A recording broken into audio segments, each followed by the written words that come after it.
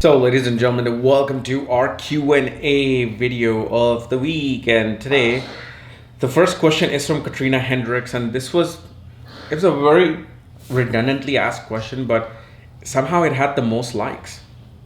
Okay, it had like 29 likes to this. I'm like, okay, fine, I'll not purchase, I will select it. So new, I'm not educated enough to ask the right questions, but what inspired you to start such a beautiful channel? Okay, well, it's not a beautiful, it's a very rugged channel, but um, what inspired me was just simply wanting to give people what they wanted, which was all the nitty-gritty details of Vedic astrology, which was something that wasn't done before. So I wanted to give everything in a way where people can understand it, people can learn from it, and actually start understanding it in their own life. So that was my big inspiration to do it, is to just give the people what they wanted. That's it. That's my only thing. So even if, let's say, I was a computer programmer, and if I started a YouTube channel, I would have started that channel in such a way that someone like me who has no clue about programming would have loved programming, would have been interested in programming.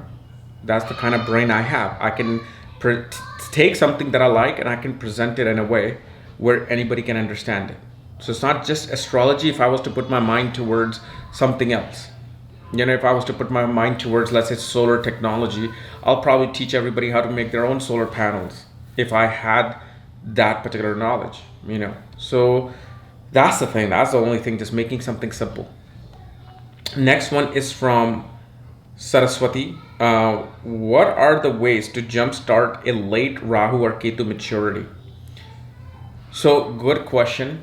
Rahu and Ketu, as you know, Rahu matures at 42, Ketu matures at 48. Okay? And what she's simply asking is that how can you accelerate that mature time period of Rahu and Ketu? So like, for example, Saturn matures at 36. Okay? And what it shows is that a person finally becomes an adult. You're not an adult at 18. You're not an adult at 21. These are just man-made laws. You're not even adult at 28. You're an adult at 36. 36th year is when you know that, okay, this is life. This is the type of decisions I should be making. This is the type of decisions I shouldn't be making. So when I see, like especially in Western countries, parents throw out their children at the age of 18, go do things. It's a great thing to do that, to make them independent, but also they got to understand those kids are still babies. You're not an adult at 18. Just because some country's law says, okay, well, you're an adult now at 16 or 18, doesn't mean nothing. It's the biological clock, the brain clock, that makes you an adult.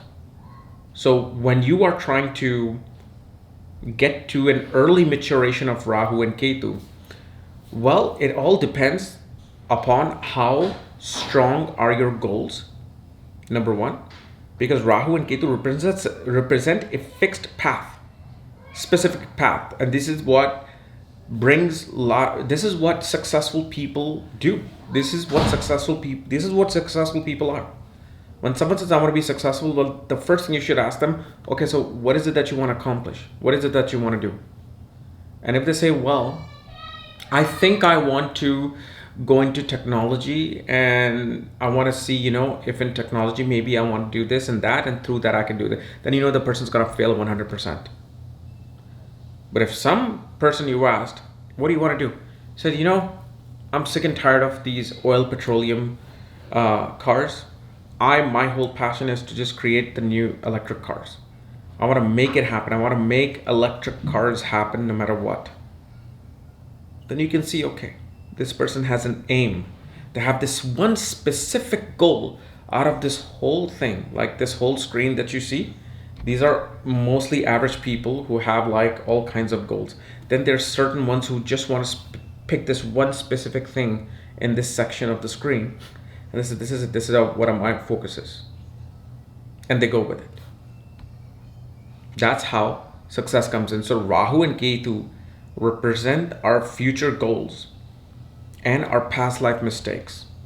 So unless you understand what your past life mistakes are, unless you're mature enough to handle them, take care of them, you're going to have to wait till 48 for Ketu to mature.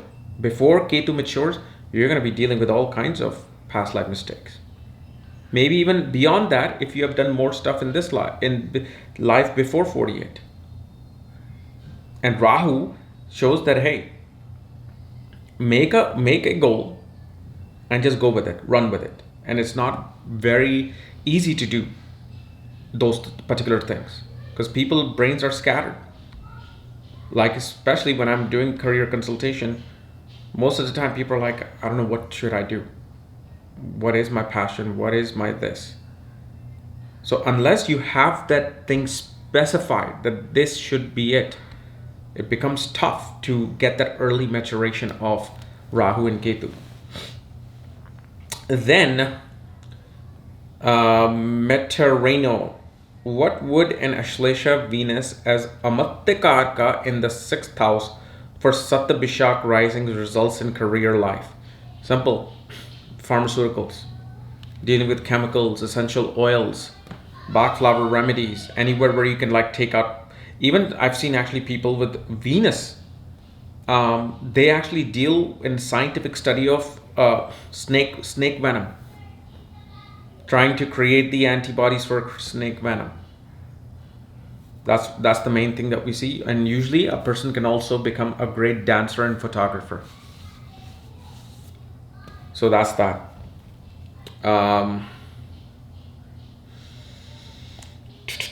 Then it's from Kanika Jain. Scorpio moon, Scorpio ascendant, and both in the 8th house in Navamsha. Is it bad?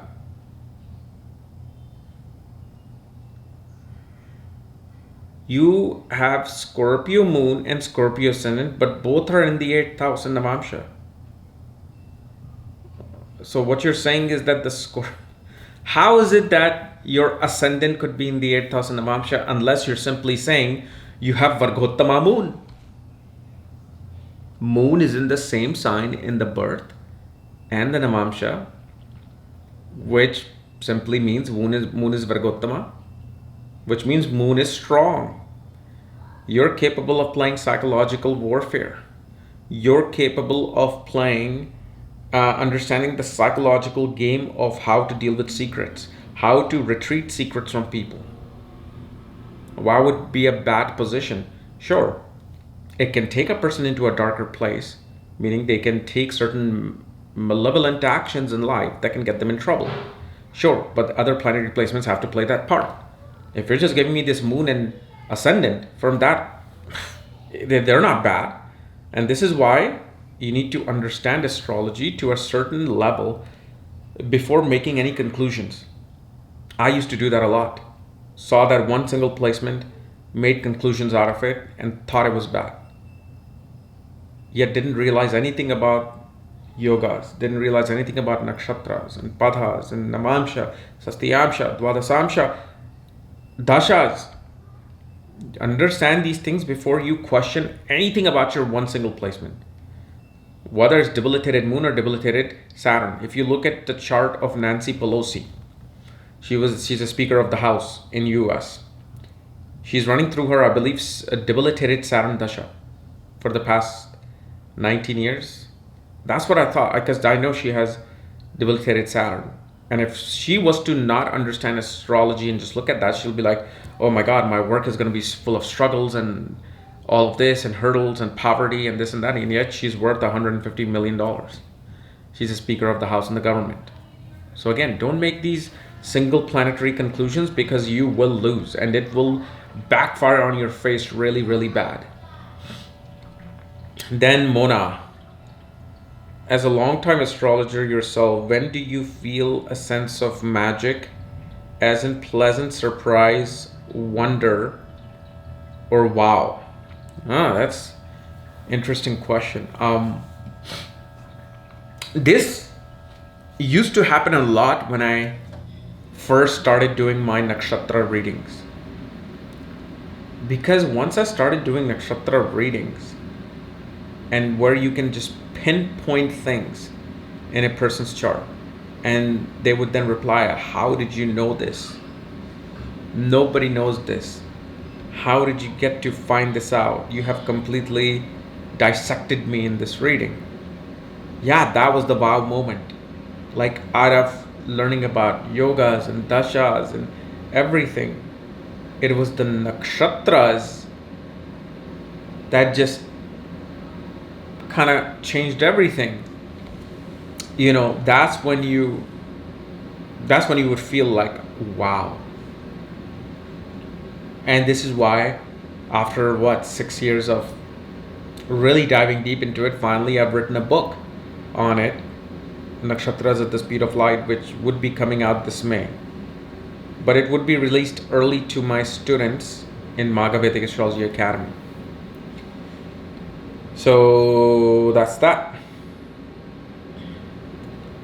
Then Jasmine Chaudhary, could you please explain how does Parivartan Yoga works and how does it give results? For example, in Aries Ascendant, if there's a Parivartan Yoga between 5th and 7th house, which is Sun and Venus, but here Sun gets Neech Bhanga, does it give challenging in marriage, relationship, or late marriage like situation? Because it's Parivartan Yoga, no.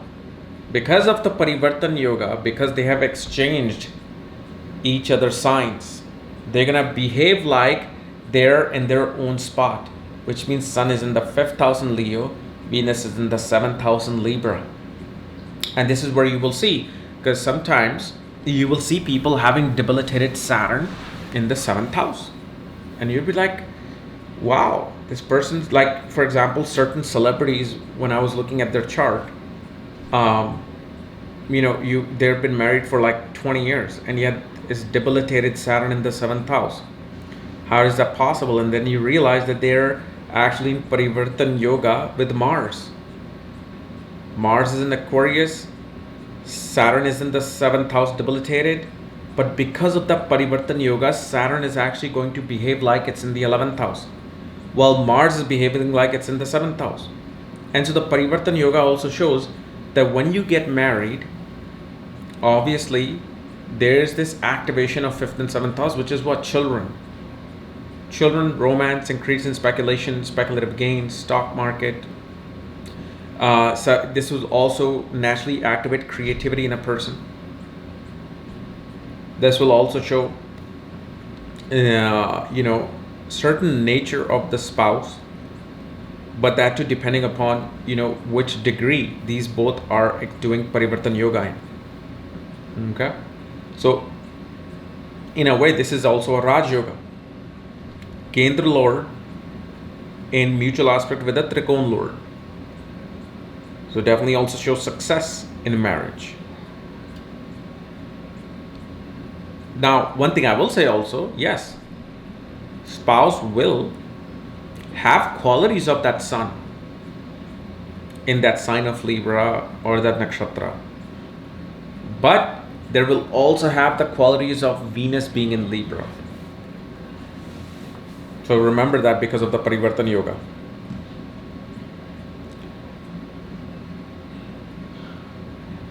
Okay, so Pratyaha Chaudhary. Did I pick two questions? No, okay, that was Jasmine Chaudhary. So Pratyaha Chaudhary, reasons for stammering, low confidence, remedy for getting quickly. Okay. So low confidence. See, low confidence, people may blame Sun. Oh, you have a weak Sun.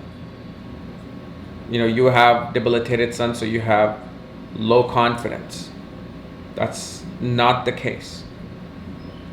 Low confidence, mainly you will see whenever the 2nd or 4th house are damaged, there will be low confidence in a person.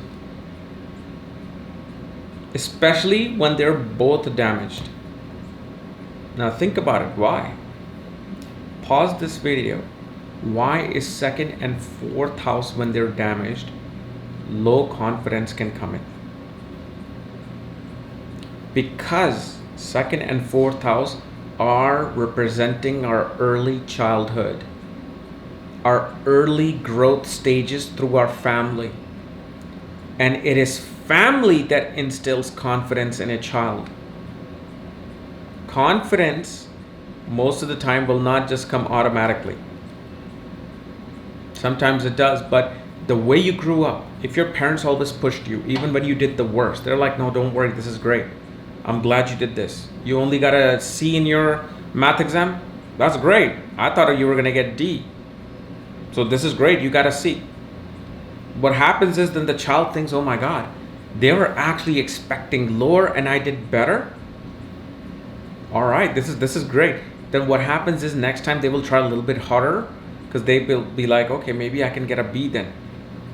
And once they get a B, like, you got a B? We were expecting a C or something, or D still. But wow, you got a B. That's great. That's amazing. So now what's happening is you're instilling confidence in a child. But when these two houses are damaged, then there will be a lot of conflicts and fights, criticism within the home. Demolishment of confidence happens. Like, why did you get a B? You should have gotten an A in this. And you feel low, you feel useless because you did not succumb to the expectations of your parents. So that's how confidence is truly made and given. Thesis Neri. How to deal with Ketu in the 11th house and want to have friends and feel lonely. And also for Pratyaha Chaudhary, the remedies cannot just be given like that. Depending upon how the situation is in the chart, only then the remedy can be prescribed, so I can't say anything. So now regarding Ketu in the 11th house, yes, very brilliant question, simple. Become happy with yourself. Become happy with yourself. Learn to love solitude, learn to love isolation, which is simply has been a case throughout my own life. I never liked going out to many parties. Only had one friend throughout life, now maybe even two. Never liked going to conferences. Like whenever I get invitation all day long from astrology conferences, whether it was online due to COVID, whether it's in person. I don't even reply to those. I don't want to go. I don't like being around people. I actually love being by myself. So with Ketu in the 11th house clearly shows major karma with professional network circles, friends, gatherings. Whenever you make certain connections, they will always suddenly just go away. So just know that truth. Know that truth and learn to love your own company the most. If you really want to ascend in spiritual development in your life, learn to love your own company, which will always ascend you to a higher plane. Forget about your combinations in the chart. Maybe you have a combinations where moon is surrounded by planets and moon just mind only feels balanced when it's surrounding other people. But learn to grow above that. Grow above this planetary alignment. Forget about any remedies, doing any remedies. The only remedy is learn to love your own company. And this is why it becomes hard for me to understand the other side, because I only like being alone. I only like being by myself. I don't like to be in gatherings at all. Okay? Sometimes I will come out of my hole and I will attend something, but most of the time I'm in my own hole. I'm like a little mouse, enjoying my own little den. So once you can learn to love this, that is the remedy. But yes, like I'm saying, it's hard to understand when somebody tells me like, oh man, I need friends. I'm so alone in this new city. I haven't made friends in 2 years. I've been in Germany and it's depressing. And for me, it's like, if I was in Germany by myself, I think it would be the greatest thing. So yes, I do understand astrologically why you would feel that way, but learn to grow above it. All right. Well, that ends our Q&A session of the week, and we'll start with our regular programming tomorrow. Bye-bye.